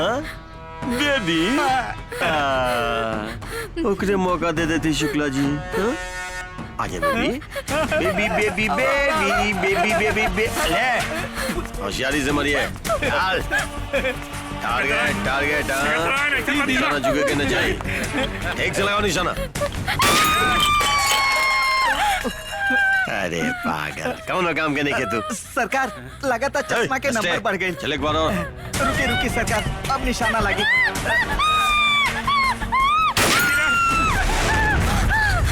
तेरी कहीं के कलम चलाओ, कलम गोली चलावे लायक तो नहीं के। सुअर झुंड में और टोली में, लेकिन शेर हमेशा अकेला चलाला। कब वो शेर जैसे चल के देख नगद नारायण। अरे भांडा तो फूट गई। हाँ? कृष्ण जन्माष्टमी, राधा रानी और साथ में हमर दोनों बेटी सयानी। खूब तू लोग घुमैले हमरा। नगद नारायण, कानून के अपना हाथ में मत ला। गेहूं के ढाल बना के कुछ देर तक कानून के मजबूर कईल जा सकेला, लेकिन उसे जीतल ना जा सकेला। अपन गुनाह कबूल कर ला, कबूल कर ला अपन गुनाह। Smart boy, bank bank. अरे सरकार, ये का कहनी जोश में कानून के रखवाला के ही मार देनी। अरे FIR दर्ज हो जाएगी। बैल बुद्धि विंध्याचल, अरे इतने बुद्धि रही तेरा तो हमरा जगह पे तू खड़ा रहते हैं। सुन, FIR बनी लेकिन FIR का होई? देख, दुगो कानून से भागल मुजरिम, एगो कानून के रखवाला, ये तीनों मिल के आयल रहे शुक्ला के पास आपन बात मनवावे जोर जबरदस्ती से। ओकरा बाद भी शुक्ला न मानल तो बड़ा बेरहमी से ही लोग शुक्ला के कत्ल कर देलस। देख देख इतफाकन वही समय पे हमनी भी आ गई नहीं। ये तीनों मिलके हमनी के साथ भी जबरदस्ती कैलस, लेकिन इस ससुरा सब हमनियों के भी ना छोड़लस, हमनियों से उलझ गए। और ये उलझन में हमर सबसे खास आदमी कटारी ओकरा के अरे बाप रे। भइल असल FIR। भइल FIR, समझ ले बाबू। तू लोग से भी हिसाब किताब करब। हाँ चल, हिसाब का भी ले चलते नहीं अपना अड्डा पे, कुछ हिसाब किताब कइल जाए। चल रे बिटिया हमार, चल चल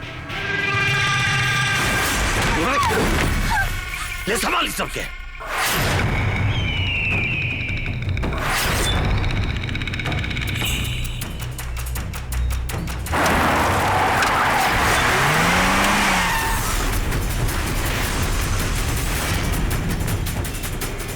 अरे आगे नहीं सरकार, आगे नहीं।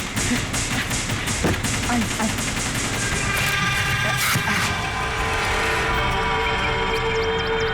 प्रणाम सरकार।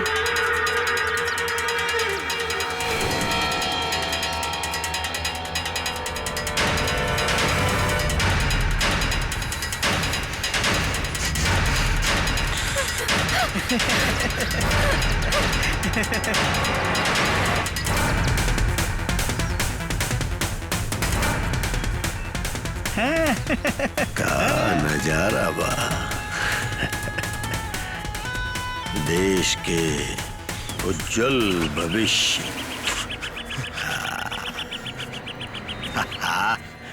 भूतपूर्व इंस्पेक्टर अजय कुमार। अरे पढ़े बात तू सुधर में ना, का कमसिन जवानी के तू कष्ट दिले बाड़े। मजा आई रे पड़ेवा, मजा आई। सुन सुन सुन, मरे वालन की आखिरी ख्वाहिश पूरा करे की चाहिए ना। जरूर है सरकार। चल सुन ले रे, तू लोग क्या आखिरी ख्वाहिश में पूरा कर देता नहीं। ताल ठोक के कहता नहीं कि पुलिस भर्ती में 50 करोड़ के घोटाला हम कैले बानी।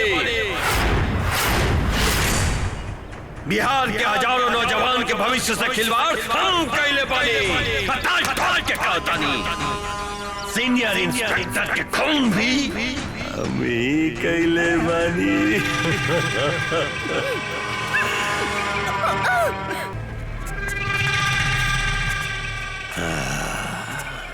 देश के उज्जवल भविष्य।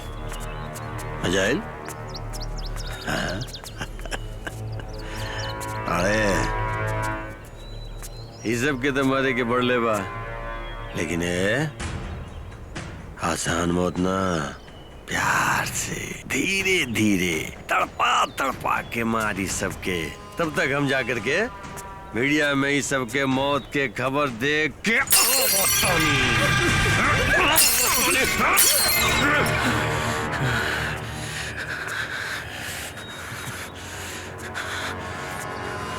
चल शुरू हो जा।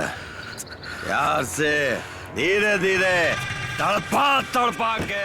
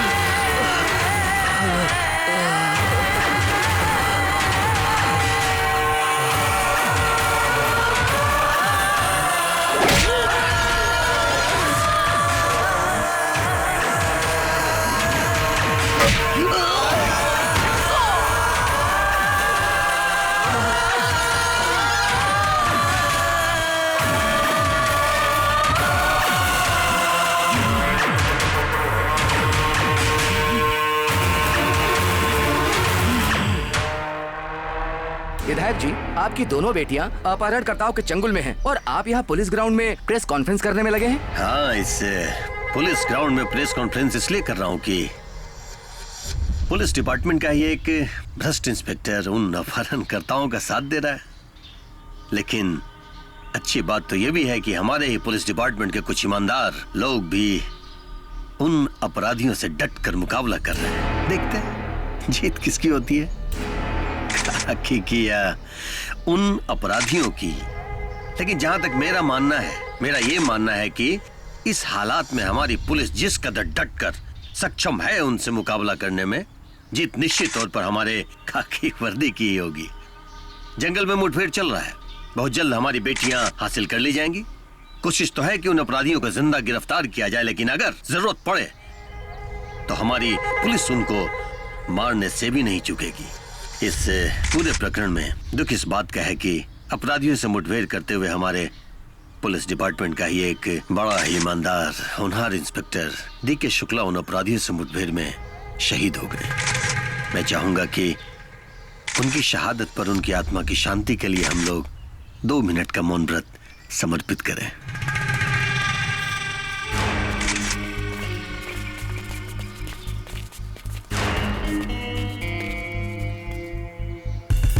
नगद नारायण, नगद नारायण, नगद नारायण।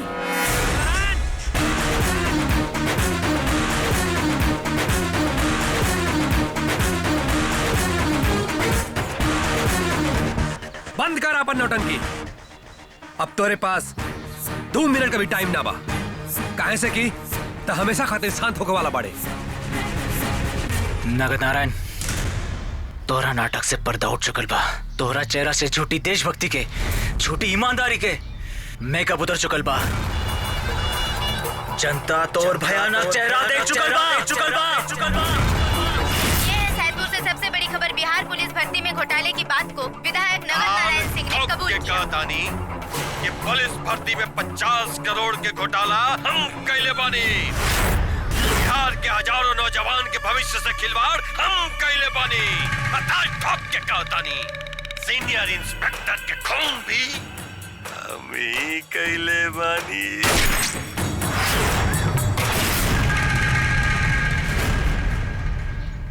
अपन दिमाग पर ज्यादा जोर मत लगाओ नगद नारायण। अब हम बताओ तानी कि ई कैसे भइल। जब ते हमरा घरे आइले तब हम समझ गईनी कि ते कोनो नेक इरादा लेके ना आइल बड़े। यही से चाय लेके आवे से पहले हम अपना पास एक छोटा सा वीडियो कैमरा सेट करके रख ले रहनी, जौना में हमरा घर से लेके तोहर ठिकाना तक पूरा वारदात रिकॉर्ड हो गई। अब का सोचा ताड़े कि हमनी के वहां से छुटनी कैसे? अरे बेवकूफ, लोमड़ी कौवा से रोटी छीन सकेले लेकिन शेर से होकर शिकार ना। वैसे ही तोर प्रिय पिए जौन किया समय स्वर्गवासी हो चुकल बाड़न, वो नहीं के होशियारी के दरवाजा से तोरा तक पहुंचले का रास्ता मिलल है। का हो बचवा? पुलिस में भर्ती होके के रहनु? पुलिस में ये देखा, सिपाही नंबर 2 झूला था। सिपाही नंबर 2 सारे पुलिस में तो भर्ती ना हो सकला जा। बाकी पुलिस के 3rd डिग्री का होला। अब होकर फीलिंग करावतानी। अरे कटासन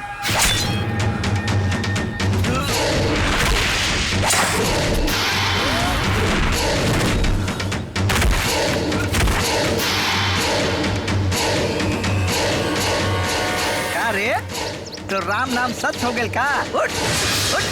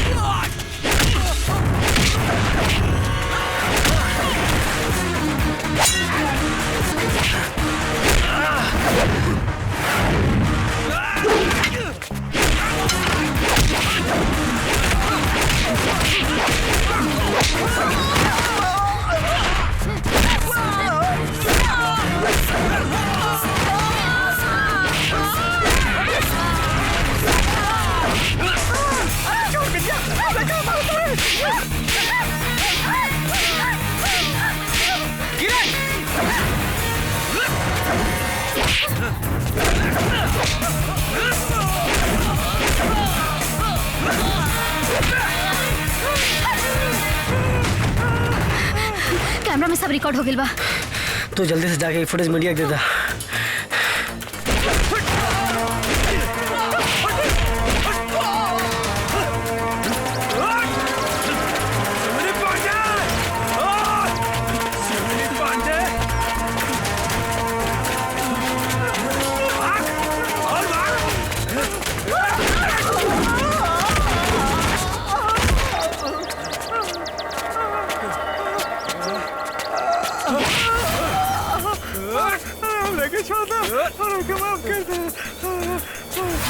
माफ कर दो, माफ कर दो, माफ करो, गलती नहीं की, वो सब विधायक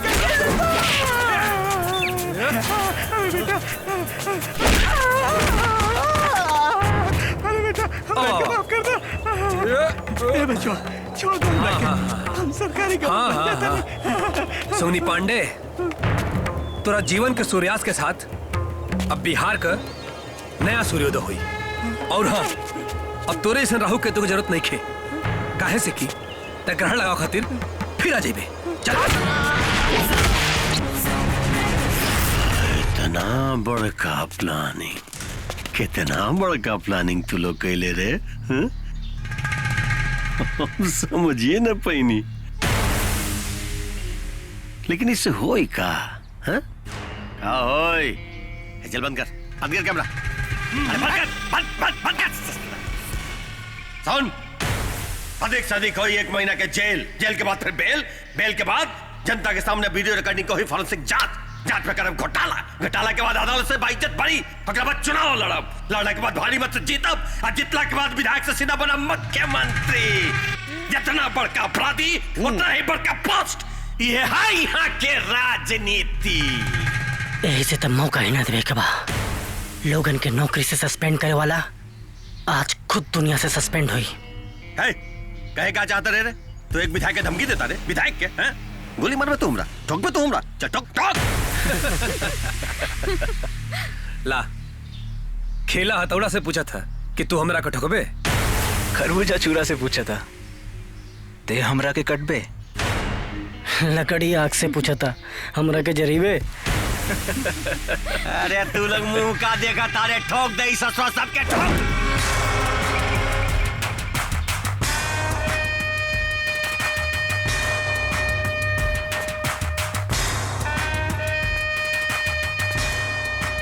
आज हमने पे गोली वो पुलिस वाला चलाई जे खाकी वर्दी पहनत वक्त शपथ ई ले रहे कि रक्षा आम जनता के ना नगद नारायण जैसन भेड़िया के करी। आज गोली हमने पे वो चलाई जे वर्दी पहनत वक्त ही शपथ ले हुई कि वो निष्ठा भाव से संविधान के पालन ना बल्कि एगो भ्रष्ट नेता के आज्ञा का पालन करी।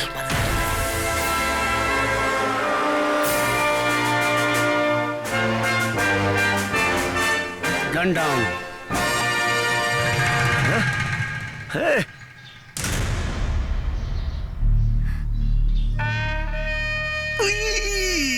तेरी की कुत्ता आखिर कुत्ते होला, बखत पे अपन रंग दिखाइए देला। देख अपन रंग दिखा। ठीक कहले विधायक जी, हम कुत्ता हई, बाकी कुत्ता अपन रंग बदल दिया। लेकिन एक बात आपके नहीं मालूम बा कि कुत्ता बहुत वफादार होला। तो हमनी के अपना डिपार्टमेंट के साथ कैसे गद्दारी कर सकता निशान विधायक जी? के सुर में अपन भाईचारा गावे लगा। मिले सुर मेरा तुम्हारा तो सुर बने हम। ए भाई मनवाली कर में देख, हम सब बुला जाता नहीं, तू सब बुला जो, सब खत्म। देख हमरा चुनाव लड़े के बाद चुनाव लड़ाओ, ओकरा बाद जीतो, सीधा मुख्यमंत्री बनाओ, ओकरा बाद तोरा कोनो पोस्ट दे देता नहीं। कौन सा पोस्ट चाहिए? हाँ, क्राइम ब्रांच के सबसे बड़का इंस्पेक्टर। ए भाई माफी दे देना। माफी भी मांगबे तो लालच देखे हैं? अरे माफी मांग बता उन्हें से मांग जेकर माई बाप सब खा गए तो। अदई में कौन सा बड़का बात है? मांग लेती माफी है? और वैसे भी तो सब हमार नवादा हो, हमरा बेटी से मोहब्बत आ रहा मांग लेती माफी भाई। ए भाई माफ कर दे भाई। दवाजी हमने माफ कर दे भाई, हमने माफ कर दे तू लोग हैं? अरे आप दोनों के देख के तो हमरा पहले ही लागल रहे कि हमरा बेटी खातिर क्योंकि बर आप ही दोनों हो सकिले। बिटिया तोहर भी अभी एक संगे करा दे, मालूम बा हमरा। देखा भाई जवन हो गेल तो हो गेल, का कल जा सकेला। हम बुला के नहीं, तू बुला जा। अब तू लोग को पुलिस दरोगा ना, सीधा एसपी बनाई हम हैं? वो बिना कोनो लिखा पढ़ी के, बिना परीक्षा के और बिना भाग दौड़ के सीधा। अच्छा बस फाइनल एसपी कर दे। एसपी तोरा के मालूम है बिहार में हवलदार भर्ती खातिर 1600 मीटर का दौड़ लगाओ पड़ा। चल तू सिर्फ 100 मीटर का दौड़ लगा के देख, हमने के तोरा के माफ कर दे जाए। 100 मीटर बस बस हाँ बस हाँ। तो ये में क्या होता दवाजी? बस अभी दौड़ ले इंस्पेक्टर।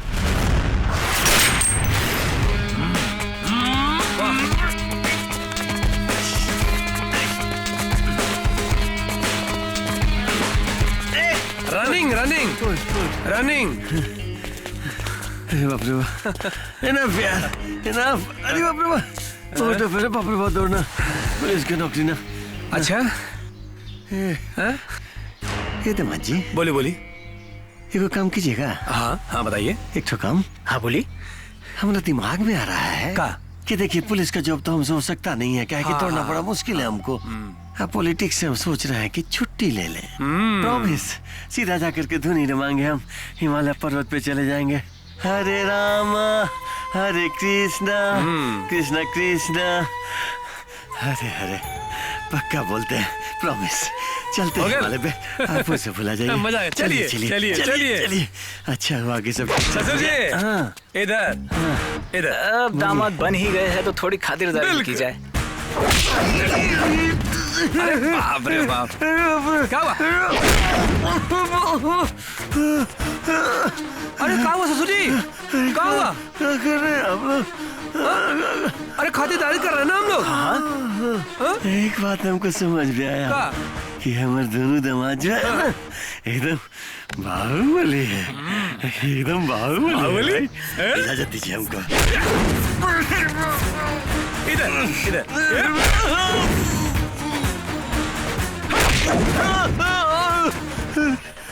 क्या कर रहे हैं आप लोग? क्या हुआ ससुर जी? अरे बोलिए।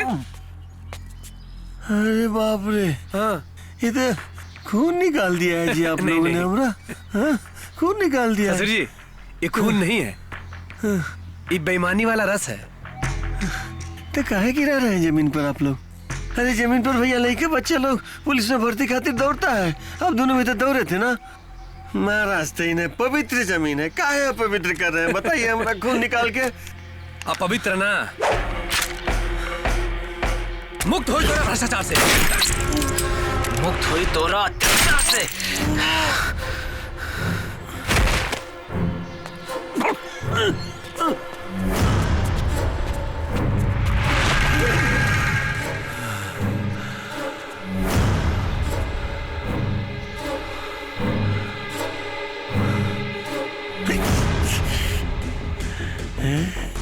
हम तो बच गए भाई। ये दामाद जी, अरे एम्बुलेंस को बुलाइए महाराज, देखिए हम बच गए, हम तो बच गए भाई। देखिए अब बताइए आप लोग, दूधू को गोली लगने के बाद कौन आदमी बचता है क्या? हम बच गए। मतलब कुदरत भी चाहती है कि हम ये जमीन पर रहे, हमारे लिए कुछ और भी अच्छा काम बचा होगा। अब आप लोगों का काम कीजिए ना, एम्बुलेंस को बुलाइए, हमको ले चलिए हॉस्पिटल में भर्ती कराइए। देखिए कोनो फायदा नहीं है, हम मर गए ना तो यहाँ पर मीडिया भी है, सब देख रहा है। FIR होगा, सजा होगा, आप लोग को फांसी का सजा हो जाएगा महाराज, तो फिर हमारी बेटी विधवा हो जाएगी ना। इसलिए छोड़िए हमको और बुलाइए एम्बुलेंस। एम्बुलेंस। विधायक जी आज FIR हम लिखेंगे और उसमें लिखेंगे कि नगर नारायण ने अपने गुनाहों के प्रायश्चित के लिए अपने आप को गोली मार लिया। और मीडिया आज कुछ नहीं देखा, कहीं किसी ने कुछ नहीं देखा।